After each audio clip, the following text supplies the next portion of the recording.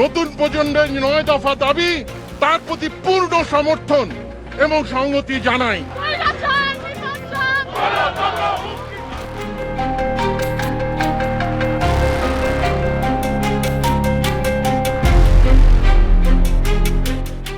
মানুষকে মেরে ফেলা হচ্ছিল, স্টুডেন্টদেরকে মারা হচ্ছিল, সাধারণ জনগণকে মারা হচ্ছিল, গণগ্রেফতার করা হচ্ছিল, সেইটা এক ধরনের সাফোকেশন তৈরি করছিল।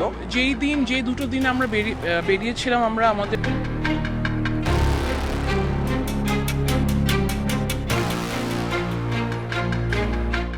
আপনাকে নতুন দেশ গড়তে হবে, আপনাকে প্রত্যেকদিন খাটতে হবে। আপনি জুলাইয়ের জন্য 1000 প্রাপ্তি চাওয়া নিয়ে বসে থাকবেন, তারপরে বলবেন যে প্রাপ্তি হয় নাই। না, আপনাকে খেটে নড়ে খেতে হবে, সর্বোচ্চ সততা দিয়ে করতে হবে। সততার ভ্যালুজ নষ্ট হয়ে গেছিল, আমাদের প্রত্যেককে সেই জায়গায় আসতে হবে।